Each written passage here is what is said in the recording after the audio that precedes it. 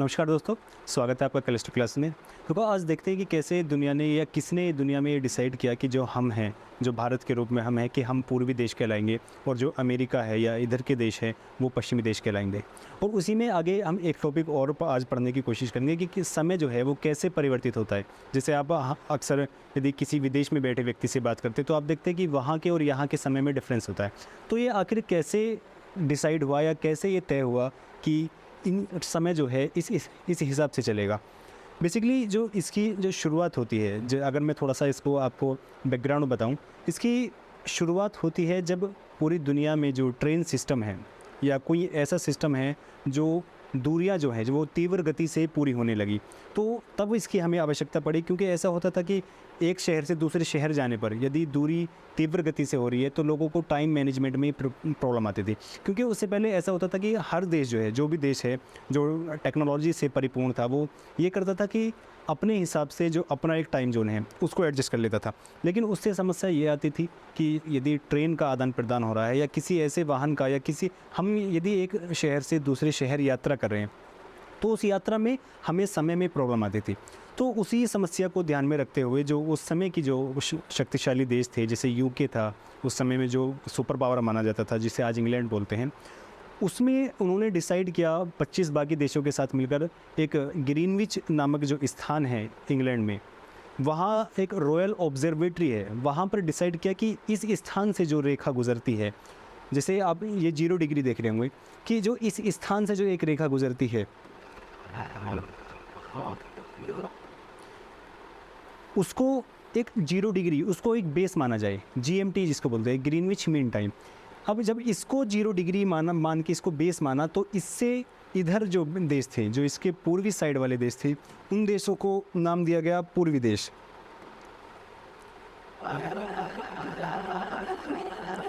और जो इस रेखा के इस साइड वाले देश थे वो देश कहलाए पश्चिम। इसलिए जब हम अपने भारत की, पाकिस्तान की, बांग्लादेश की, नेपाल, भूटान और ये साउथ ईस्ट है, इन देशों की जब हम बारे में बात करते हैं तो इनको सामान्यतः जो पूरी दुनिया है वो ईस्टर्न कंट्री के नाम से जानती है। और बाकी जैसे हम बोलते हैं कि पश्चिमी जो सभ्यता है, जो पश्चिमी जो वेस्टर्न कल्चर है, इस तरह की जो हम बातें करते हैं, वो पश्चिम जो है जो 0 डिग्री से इधर है, जिसमें अफ्रीका के ये देश शामिल है और यूरोप का जो वेस्टर्न पार्ट है वो शामिल है, और बाकी जो ये साउथ अमेरिका है, कनाडा है, अमेरिका है, ये शामिल है। ये देश कहलाते हैं पश्चिमी देश।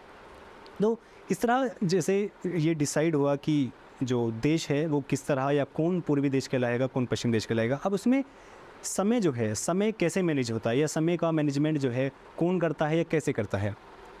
बेसिकली समय का मैनेजमेंट करने के लिए जो वहाँ पर रॉयल ऑब्जर्वेटरी में जो लोग बैठे थे,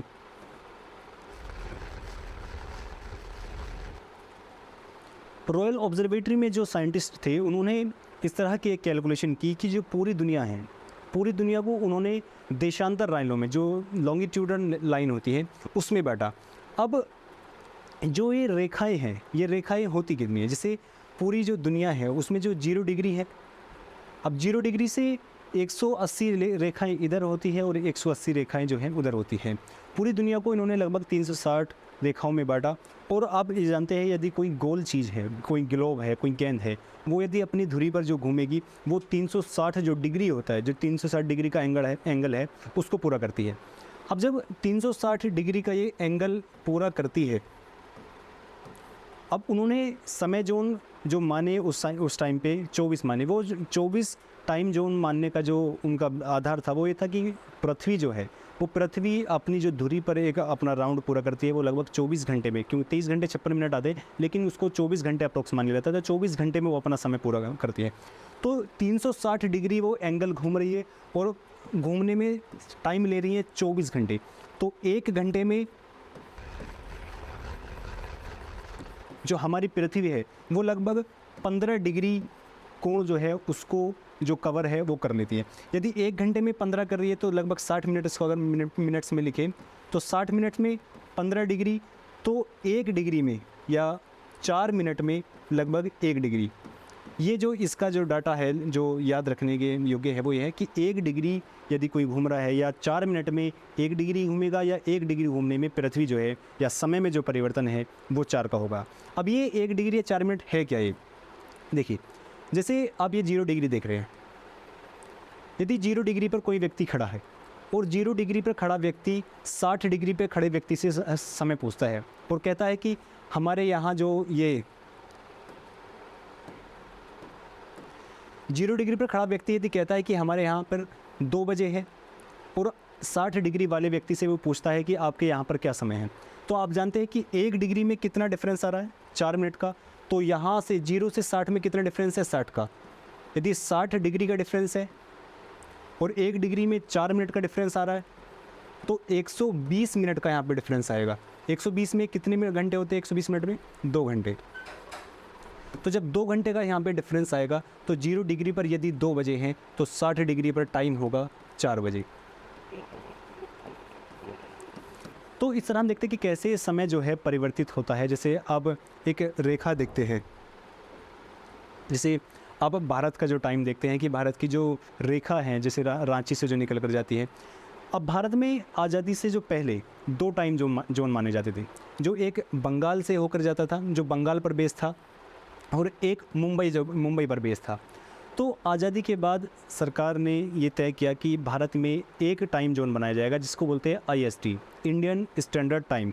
क्योंकि जो हमारी जो ये दूरियां हैं काफ़ी ज़्यादा थी तो उसमें भी समस्या आती थी। लेकिन आप जानते हैं जब हम इसकी कैलकुलेशन करते हैं तो कैलकुलेशन में हम जो जैसे 24 टाइम जोन है, 24 टाइम जोन 15 डिग्री पर एक टाइम जोन ख़त्म हो रहा है।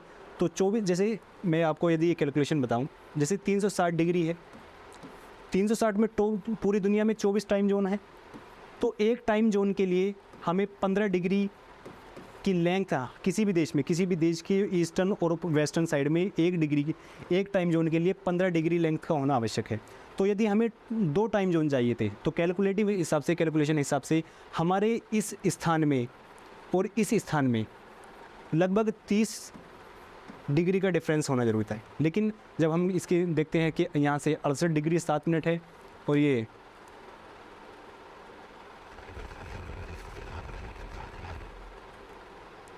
ये 97.25 है, तो ये पूरा लगभग जो है 30 डिग्री नहीं हो पाता। तो इसलिए सरकार ने ये डिसाइड किया था कि हम एक अपना टाइम जोन रखेंगे ताकि जो ये समस्या आ रही है ये समस्या ना आए। अब इसमें एक कंसेप्ट और है कि अब जैसे देखते हैं कि जैसे हम यदि अमेरिका में यदि किसी से बात करें, यदि किसी ऐसे व्यक्ति से बात करें जो कनाडा में है, तो टाइम दिन ही चेंज हो जाता है वहाँ पे। जैसे अगर यहाँ पे हमारे सोमवार है तो वहाँ कोई और दिन होगा, वो कम होगा या ज़्यादा होगा। तो वो कैसे होता है या कहाँ वो परिवर्तित होता है, किस देश में यदि आज यहाँ संडे है तो किस देश में मंडे होगा और किस देश में जो है सैटरडे होगा। देखिए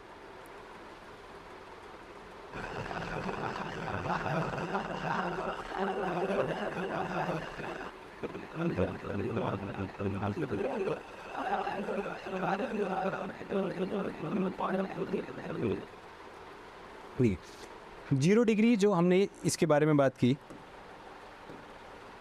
ये 0 डिग्री, इससे इधर जाते हैं तो टाइम में जो है वृद्धि होगी। जैसे यदि कोई इस 0 डिग्री पर खड़ा है, यदि यहाँ पर टाइम माना 2 बजे है तो इधर से जाने पर, इधर से इधर जाने पर टाइम में हमेशा वृद्धि होगी। यानी कि यदि इधर किसी भी देश से आप पूछेंगे तो वो 2 से ज़्यादा ही समय बताएगा, क्योंकि इधर से इधर जाने पर वो उन्होंने कैलकुलेशन इस हिसाब की बिठाई है कि समय में वृद्धि होगी और इससे यदि हम पीछे जाते हैं तो समय में जो है कमी होगी। जैसे चूँकि पृथ्वी गोल है तो 0 डिग्री से जब कोई इधर जाता है तो 180 डिग्री पर आकर 12 घंटे का डिफरेंस हो जाता है, क्योंकि ये 180 डिग्री जो है इसको इंटरनेशनल डेट लाइन बोलते हैं। यहाँ पर जाकर तिथि चेंज हो जाती है। जैसे यदि यहाँ पर 2 तारीख है तो यहाँ पर 1 तारीख होगी। यदि जैसे यहाँ पर यदि हम माने कि यहाँ पर 1 जून है तो यहाँ पर